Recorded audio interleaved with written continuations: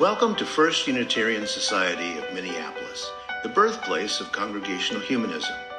We carry on that tradition of free thought today, dedicated to promoting a free search for truth, meaning, and justice. Our web address is firstunitarian.org. I'm David Breeden, Senior Minister. Welcome.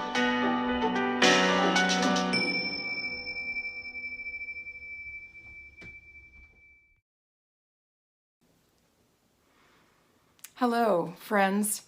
We are so delighted you're with us this morning. Whether you've been here many times or a few times, or it's your very first time to attend assembly at First Unitarian Society of Minneapolis. We hope that you will enjoy this full, rich morning we have planned, and afterward we'll make plans to join our online coffee hour.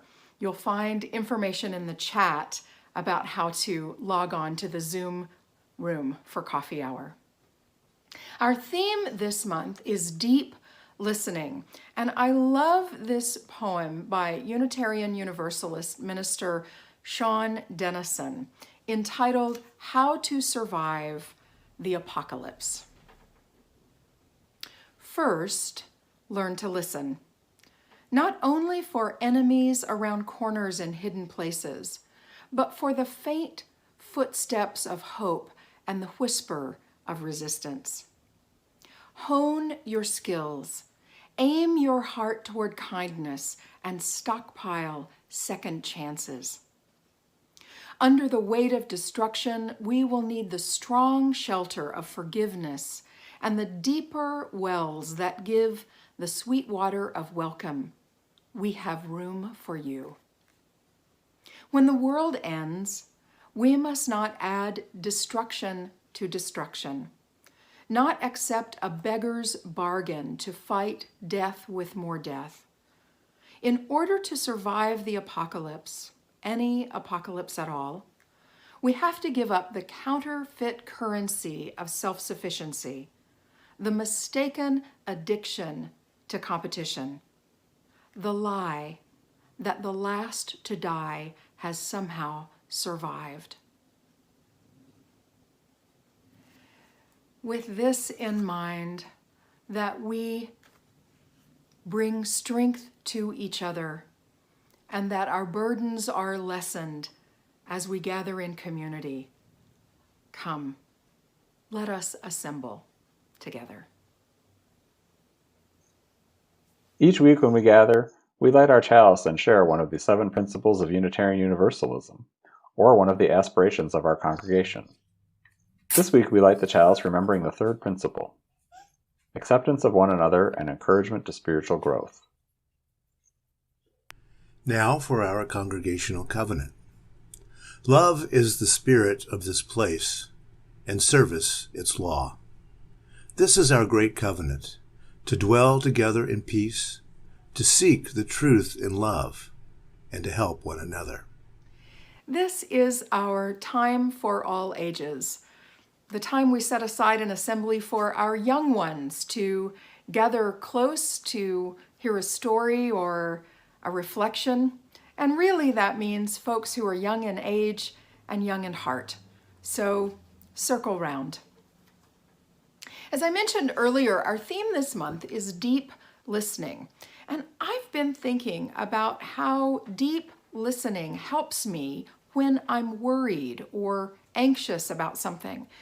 And like some of you, I kind of have been worried a lot lately. There are a lot of changes. Things are different than I would like for them to be. There seems to be kind of some upset in the air on some days. And so my mind runs ahead to the future, or it lights on something in the past, and it's hard for me to stay in the present. And what I've found is that deep listening to the world around me can really help me stay in the present. So, like what, for example? What might I listen to? Well, I listen to the sounds creaking in my old house, the floorboards creak. I listen to the sounds of my family members in other rooms going about their business. I listen to the sound of my dog drinking water, or I love the sound he makes when he stretches and yawns. If I'm out on the street, if I'm outside, there's so many sounds outside. The wind in the trees, maybe the leaves skittering down the street this time of year, the tires on the pavement, certainly birds, the geese making lots of noise as they head south. Just this morning, I laced up my tennis shoes and I realized my laces make noise when I tie them. I never noticed that before. So the thing that I'm listening to itself, when I turn off my computer and my phone and the TV and anything that makes noise, not even listening to music, and I listen to a lot of music, but when I turn that off, I can listen on a different level. And so it helps me stay right in the present.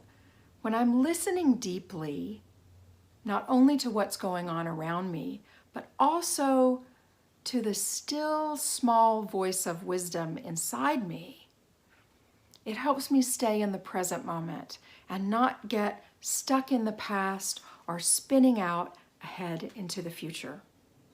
So I'm curious if this is true for you too. So I want you to think about it this week. Listen deeply to the world around you. Listen to the sound of the laces on your tennis shoes when you tie them up. Listen to the sounds of other people in your space, if you have other people in your space. Listen to the sound of your own heartbeat. Listen to the voice inside you that's calling you to calm. Hi, I'm Matt Hank, a member of the FUS Foundation Board, and I'm pleased to announce that the application window is open for the Kurt Pearson Social Concerns Annual Grants. I'm honored to share a little bit about Kurt Pearson thanks to his mother, Mibs Pearson. Kurt was a toddler when he joined the RE program at FUS, and he remained a UU throughout his adult life. Volunteering was near and dear to Kurt. As a teenager, he volunteered at a nursing home, and later he worked as a home health aide. And as he finished his master's degree, Kurt volunteered with a program that helped families cope with the loss of their loved ones to HIV/AIDS. Unfortunately, Kurt was diagnosed with HIV/AIDS at a time when there were no good treatments. He suffered terrible side effects from the drugs and was weak and frail. The disease attacked his optic nerve and left him blind, but Mibs shared that blindness didn't stop him from walking down Nicollet Avenue to get her some Mother's Day chocolates at Dayton's. If Kurt were alive today, I'm sure we would have been friends. After all, we both share a love of adventure, not to mention that we both went to grad school at George Washington. But Kurt passed away in 91 at the young age of 29, and we didn't have a chance to meet. Mibs said, Kurt was a wonderful son, smart, funny, and creative with many interests and compassion, such compassion for others. So how best to make sure he wasn't forgotten and to remember him in a meaningful way? That is how the Kurt Pearson Social Concerns Fund began. Since 1992, this legacy gift has provided more than $30,000 to dozens of organizations that have demonstrated commitment to issues that Kurt Pearson would be proud of. Applications can be made on the FUS website, and there are paper applications available in the office. Please let 501c3 organizations of which you have a personal connection know about this funding opportunity, especially ones that have been helping with housing and food insecurity as the need has grown exponentially during the pandemic. Applications will be due on November 15th, and the grant will be awarded on December 21st. Thank you.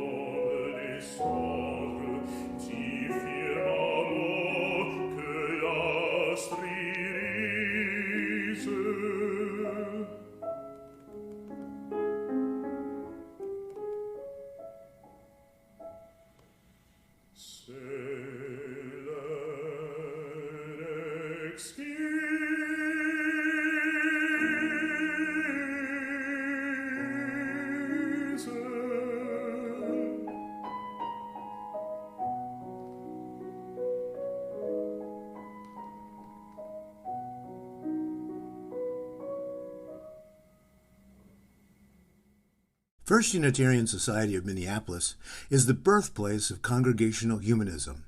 4 FUS ministers were signers of Humanist manifestos: John Dietrich, Ray Bragg, Corin Arisian, and Kendall Gibbons. For more than a century, FUS has been at the forefront of Unitarian Universalist humanism and the broader humanist movement. Help us keep the voice of First Unitarian Society strong in these troubled times. On Sundays when we gather, we take a few minutes to reflect on the joys, sorrows, and milestones of the human experience. We do this so that we stay in touch with our own humanity. We do this to remind ourselves of the value of a moment of stillness. And we do this so that no one among us is alone, either in celebrating joy or in facing the burdens of life. This morning, after another challenging week for our country and for so many of our individual lives, we take our moment of silence to remember what gives us strength, and to reflect on how we have gotten through earlier difficulties. Many of us may be feeling depleted of energy or patience right now, but it's good to remember that we still have tools of resilience and renewal available to us. Community, family, friends, a strong sense of our values and purpose, the wisdom of those who have gone before us, and the power of our own human bodies and minds to heal. So as we acknowledge these hard times, may we listen deeply to ourselves to discern what it is we truly need. And may we listen to others when they offer encouragement or assistance.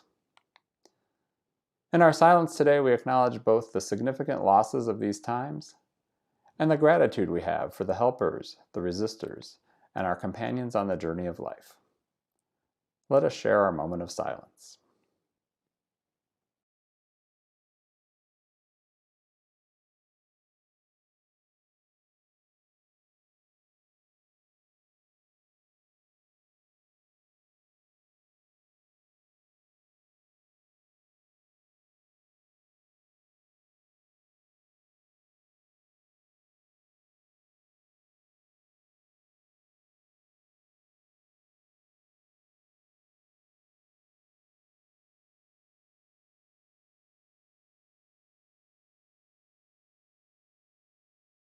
As we come out of the silence, we'll hear our traditional musical response.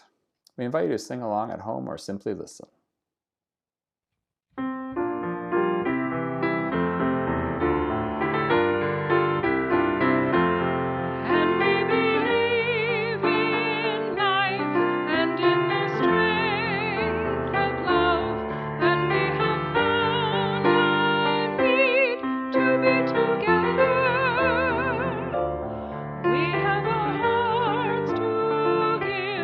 We have our thoughts to receive.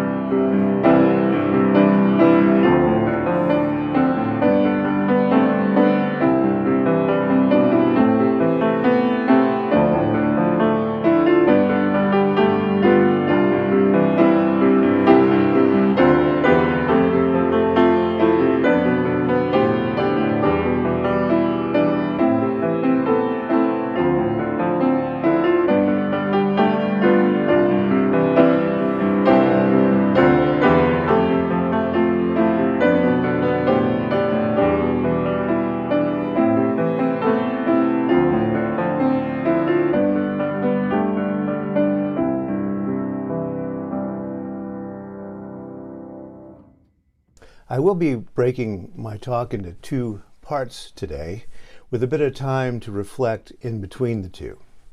I first want to approach my idea through inquiry and then through myth.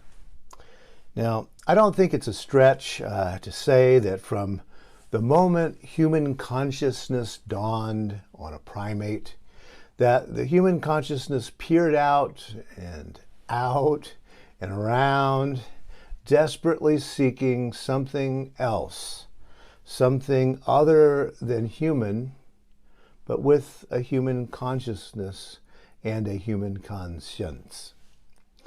We've invented gods and aliens and jinns and leprechauns and all manner of things pretending that they have consciousness of a human sort. Another living thing besides we humans that would somehow understand us and understand the world as we understand it.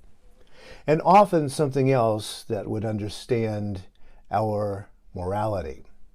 But somewhere deep inside, we've always known all of those are fantasies. We do our thinking about morality and reason and purpose in an unthinking universe. Your consciousness is your awareness of yourself and the world around you, awake, aware, responsive to stimulus. Your conscience, on the other hand, is what? In Latin, conscientia, with knowledge. Okay, with knowledge. But where does that knowledge come from? And oddly, the words sound so similar and are so difficult to untangle because they actually have a common Latin root, conscius, S-C-I-U-S, cius, knowing with others. Thus, for example, comatose people are not conscious. The person may or may not have awareness, but the awareness is not with someone else, other people. We see the difference as something that is a very big deal. And as I mentioned a couple of weeks back, our very being is socially constructed. We are because we are together. So consciousness and conscience. As I've said before, the United Nations Universal Declaration of Human Rights from 1948 is about as close to Holy Writ as humanists ever get. Article 18 in that document says this: everyone has the right to freedom of thought, conscience, and religion. This right includes freedom to change religion or unbelief, and freedom, either alone or in community with others and in public or private, to manifest religion or belief in teaching, practice, worship, and observance. End quote. We're supposed to be able to do all of that according to our conscience. Some think that conscience is inscribed on the heart by God, and Quakers have thought that and have called it the inner light. Others think that conscience is inscribed in the mind and in the body by genetics and social conditioning, a mixture of genetics and culture. Wherever it comes from, conscience tells us right from wrong. But what does it mean, and what does tell us mean in that kind of context? These are questions. To start, we inheritors of the Protestant Reformation have a special relationship with conscience. Our tradition has insisted upon it, and many have given their lives in its service. Now, central to that tradition, and probably the best articulation of it, is by Henry David Thoreau. For example, in 1849, Thoreau wrote a poem called Conscience, and here are a few lines from that. He said, "I love a soul not all of wood, predestined to be good, but true to the backbone unto itself alone, and false to none, born to its own affairs, its own joys and own cares, by whom the work which God begun is finished and not undone, taken up where he left off, whether to worship or to scoff. If not good, why, then evil. if not good God, good devil, end quote. Also in 1849, Thoreau wrote his greatest essay called Civil Disobedience. The inspiration of that essay has been in people such as Leo Tolstoy and Mahatma Gandhi and Martin Luther King. Thoreau writes this: "A very few, as heroes, patriots, martyrs, reformers in the great sense, and people serve the state with their consciences also, and so necessarily resist it for the most part, and they are commonly treated as enemies by it." He goes on to say, "Is there not a sort of blood shed when the conscience is wounded? Through this wound, a person's real humanity and immortality flow out, and the blood is an everlasting death. I see this blood flowing now," end quote. Yeah, our tradition takes conscience extremely seriously. Many in our tradition have served the state with their consciences, as Thoreau puts it, and so necessarily resisted it for the most part. One of my go-to definitions for humanism is that humanism is a way of thinking and living that focuses on human action in relation to the well-being of sentient beings and the planet. I believe we human beings are the sentient beings with a conscience on this planet, and that combination calls us to an ethics of responsibility and care for all the other sentient beings and the planet itself. That is our hope and our meaning and our purpose.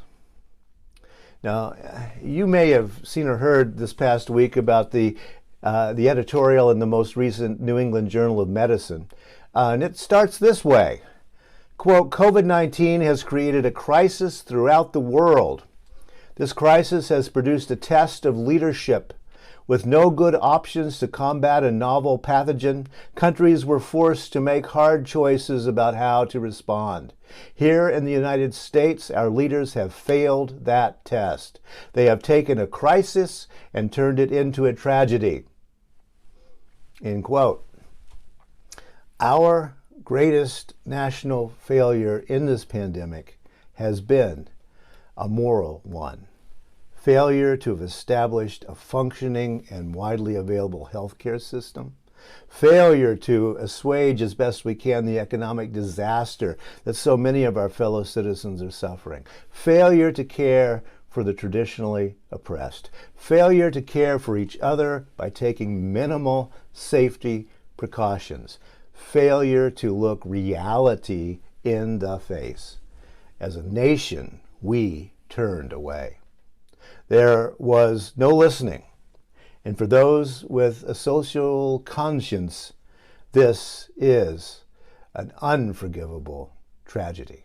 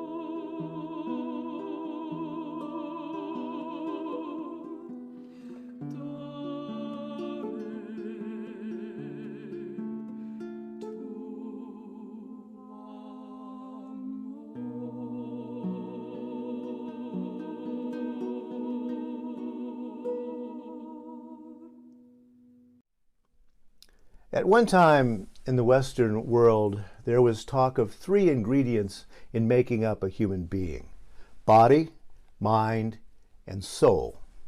Some Westerners still talk this way, sometimes as metaphor, and sometimes they really mean it. Now, the fact is, it's still an open question whether or not the mind is what the brain does. And many of us have stopped calling the conscience by that other term, the soul. But the fullest metaphorical consideration of the soul, mind, spirit, consciousness, conscience matrix in the Western tradition is actually a very old story. It's the myth of Psyche and Aphrodite and Eros. Now, Psyche means breath in Greek, or animating force, and it came to designate for the ancient Greeks the term that in English we called soul, S-O-U-L, which actually was a word derived from Old English and etymologically tied to the word for sea, S-E-A. Why? Well, it appears that when Christian missionaries began talking about the psyche in Northern Europe, the Northern Europeans translated that word in their own minds into soul, S-A-W-O-L, soul nowadays, because they believed the dead lived forever in the waves of the sea. That's where soul comes from. Psyche comes from the south.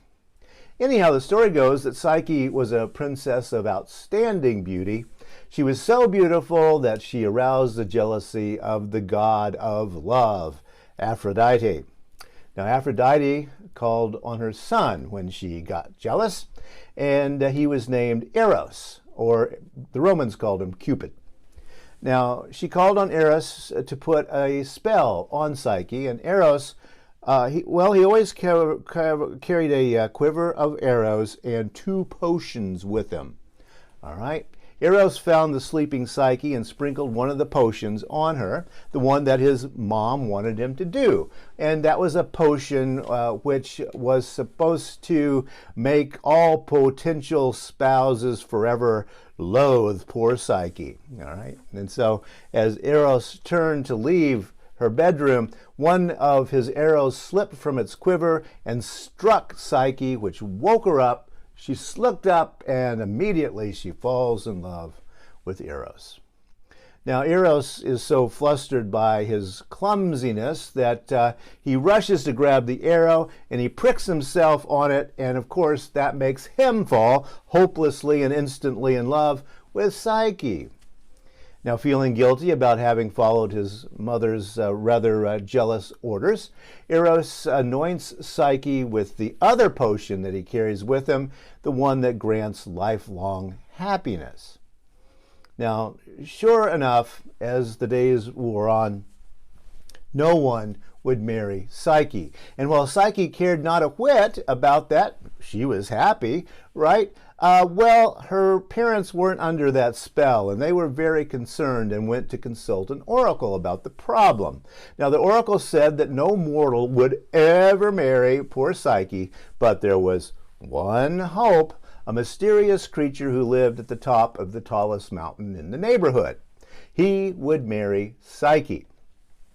And so, because her parents wanted it so badly, Psyche alone climbed that big tall mountain. And what did she find there but a magnificent palace? And she felt a presence there, and that presence said, "My dear Psyche, I will love you forever, but I will only come to you in the darkness, and you must never, ever look upon my face." Now, as you might suspect, that mystery man was, in fact, Eros. Now, Psyche and her mysterious lover live in complete contentment on that mountaintop in their beautiful palace, until one day Psyche's sisters comes to visit, and they look around and see how radiant and happy their sister is and what joyful surroundings that she lives in, and you know what? They feel jealous, and so they begin to taunt her. "You mean you've never even seen this mystery man? What if he's a monster? You don't want to be living with a monster, do you? I'll bet he has some pretty disturbing plans in mind for you," they said. Well, Psyche grew quite concerned, and she asked her sisters about the best course of action. Well, they said, put a lamp beside the bedside, and when he's fast asleep, pick that up and take a very good look at just what kind of thing he is. And so, that night, Psyche follows the advice of her sisters. When her lover was fast asleep, she lit the lamp and looked into his face, and what should she see but the most beautiful of the gods, Eros himself. But at that moment, Eros starts awake, and seeing that what Psyche has done, he dashes out the window and flies away, and just as suddenly as he's gone, the palace disappears. So, despite her spell of happiness, Psyche is devastated at that loss of Eros. So, she prays in the temple of Aphrodite and says that she will do anything to get Aphrodite to forgive her. And so, Aphrodite assigns Psyche 3 tasks. The first task was separating a barn full of grain, barley, and wheat. She's supposed to get all of those seeds separated, and there are billions and billions of seeds. Now, Aphrodite knows that Psyche can't do that task. Psyche does despair, but Eros intervened, and ants come and do the work. They help her out because they know that Psyche has a pure heart, a pure conscience. She means well. I don't have to say that Aphrodite was furious, and so of course she's going to assign Psyche another more difficult task, this time bringing back a handful of the golden fleece. Now these sheep were not normal sheep. They were very violent kinds of sheep, and Psyche was afraid when she gets there, but the shepherd of those sheep have pity on Psyche and advise her to wait until the sheep goes to sleep in the noonday sun when it's very hot, and she does, and this works, and the shepherd helps her get some of that fleece because he knows that Psyche has a pure heart, a pure conscience. She means well. Well, Aphrodite doesn't mean well. She's completely furious at this point, and she assigns a truly impossible task: bring back a cup of water from the river Styx, the great river of death. And so, Psyche walks to the river and peers out into the violent, boiling water, and she despairs. But an eagle is flying by and sees her, and this eagle has pity on her, takes Psyche's cup and flies out, gets some of the water, and flies it back to Psyche, because the eagle knows that Psyche is a person of pure conscience, and so the eagle wants to help. Aphrodite, however, is furious because she knows Psyche couldn't do this one alone, and so she says one final task. Now she's cheating, right? She's already had 3, so this is number 4. She said, one final task. You will need some makeup when you wed my son Eros, so you go down to Hades and get some from the queen of hell, Persephone. Oh, so Psyche, she is desperate with terror, and she does indeed head off, however, and trudges into the deep darkness of Hades, where Persephone, the queen, is surprised to see her. But Persephone is always missing her own daughter, and so in sorrow she hands Psyche a box. And here, child, says Persephone, take this. There's only one deal. You can't look inside until after you have left Hades. Okay. Persephone also can see that Psyche is very pure of heart. She has a clear conscience. Well, Psyche trudges back through Hades, but as she walks, she looks at that box, and she walks, and her curiosity grows stronger, and her curiosity grows stronger, and finally she just can't take it anymore, and Psyche opens up the box that's supposed to be makeup, and inside is only darkness, the deepest sort of darkness, and Psyche slips into the deep sleep of death. Now, Eros is watching, and he sees what happens, and he rushes to his mother Aphrodite. You must save my poor Psyche, Eros says, and if you don't, I will never go to Earth again. I will never shoot another of my arrows at anyone in the human race, and the human beings will never feel passion, and no more children will ever be born. And you know what they do? They worship you, Mother. When the children are all gone, no one there to worship you. So, a very serious threat from Eros. And Aphrodite can see that he does mean business. And so she gets a cup of ambrosia and says, okay, take this to your love and have her drink it, which Psyche does, and she becomes immortal. And it has a happy ending here. Zeus himself unites the couple in marriage there and then, and Eros and Psyche live forever in bliss. And in the Greek version of the myth, they have a daughter, Hedone, and in the Roman version of the myth, they have a daughter named Voluptua. Okay, what is all of that myth saying? For one thing, it's saying the human essence, the soul, the psyche, the conscience is immortal despite the jealousy of the gods, because we human beings have erotic love to perpetuate the human race. For another, erotic love can lead to the best and the worst of human experiences. For another, the pure human psyche is absolutely gorgeous. For another, we need to consider the motives of others. Helping, jealousy. Helping, jealousy. For another, we should refrain from asking too many questions when we find true happiness.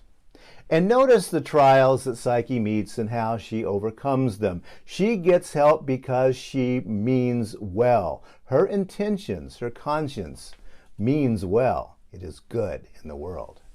In the face of all that life can throw at us, meaning well, doing what we do conscientiously, well, you know what? That is the human superpower. And I think that old myth is not a bad lesson at all.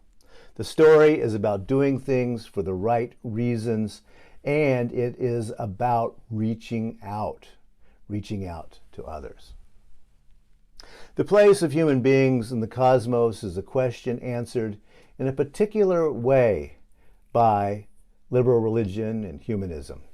If the theory of natural selection is how we developed, then the answer to the question of our place is that humans do not have a special place or role among other animals on this planet, except insofar as we are the most destructive creatures on the planet due to our ability to plan and execute large projects. Now, in this case, then, I think that responsibility toward the flourishing of humans, sentient beings, and the planet is the ethical human purpose and meaning in life. At minimum, the ability to destroy the planet as we know it, which is very clearly, unfortunately, in the hands of human beings. We can see that now. That ability to destroy creates an obligation to work against that outcome.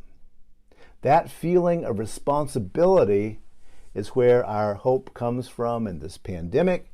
It's where our hope comes from in climate change and in voting. We have a responsibility to hope because we have a conscience. That feeling arises from, we can call it soul, we can call it psyche, we can call it conscience, but we have it, and therein lies our hope, our meaning, and our purpose.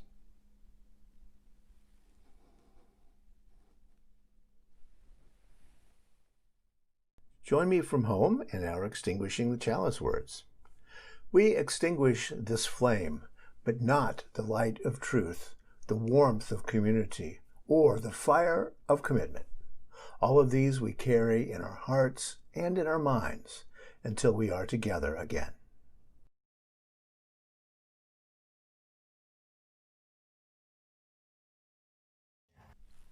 Thanks for joining us today as we consider what it means to think deeply, listen deeply, and to have a conscience.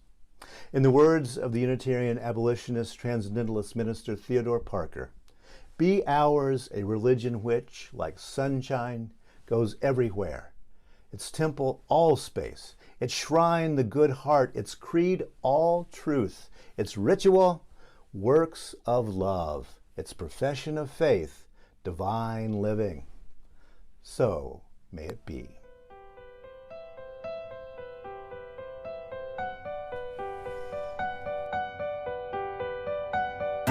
Thanks for listening. You can find much more about humanism and what's happening at First Unitarian Society in Minneapolis by visiting our website at firstunitarian.org.